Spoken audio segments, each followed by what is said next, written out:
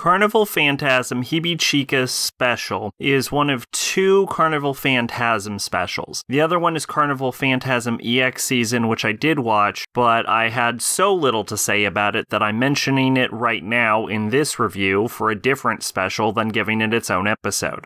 Anyway, back to HibiChika special. It starts with a bit of a skit with probably sort of like lower quality scuffed animation, which is sort of the gimmick, where they make a bit of commentary about animation budgets and the cost of having Saber appear because of her popularity. And then they go to the cafe where the little cat people are. I'm sure there's some fucking Type Moon thing for it anyway. But yeah, so it's very skitty. It's very much like regular Carnival Phantasm, but there's a sort of reverence for Carnival Phantasm that almost seems to play on a nostalgia. And it's relatively effective considering I have absolutely no nostalgia for Carnival Phantasm. I think I watched it 3 days ago. So the fact that even I'm like, oh, I remember that thing. I mean, they clearly did a pretty good job. I think the one thing that really gets me as far as that goes is a callback to someone who's a fan of this little 3-person sketch group that appears in Carnival Phantasm called After School Alleyway Alliance.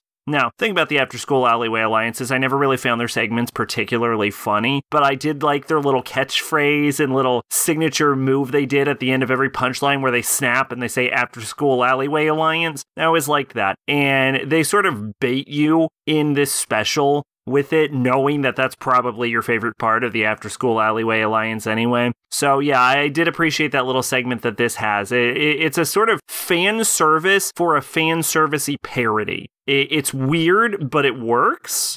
But the thing that really inspired me to actually make this episode is that in the original Carnival Phantasm, in episode 4, they ran a poll to decide whether the main character of Tsukihime, whose name I don't currently recall, and Shiro should date just the main heroine. So, Saber and fucking vampire girl whose name I can probably spell better than I can say, or whether they should date all of the girls in their respective visual novels. And it seems like the fan poll was to date all of the girls, but apparently they animated the other option, which would make sense, I guess, if they were releasing it week to week. So in this special, it includes the other option that no one shows, where the main characters choose just to date their main heroines. And to be honest, it's actually way better and way funnier than the ones that the fans actually chose. And it's actually what inspired me to actually decide that this special was worth its own special review, because there's this sort of like, when you see the characters, they're initially happy with their girls, but then there's this sort of tension that builds as you see flashes to the girls they didn't choose that they were essentially cheating on the main heroines with, like Sakura like menacingly cutting things with a knife, or Rin using magic circles to fuck with Shiro, and it adds this sort of horror movie-esque tension. You do get that with the Tsukihime cast. I'm just less familiar with them. Like, there's a scene where the Tsukihime main character is like bombarded with curry, and his like sister's like wrapping her hair around him in the bathroom, and it culminates in them sort of like apologizing and making amends with all the girls, and it is all kind of happy at the end, but it's also kind of not, because you can tell that despite what the girls say about being over it, they're kind of really not over it. It's clever, it's funny, and it's a good use of like tension, like the blurring of horror and comedy in it. I really makes it. So yeah, this is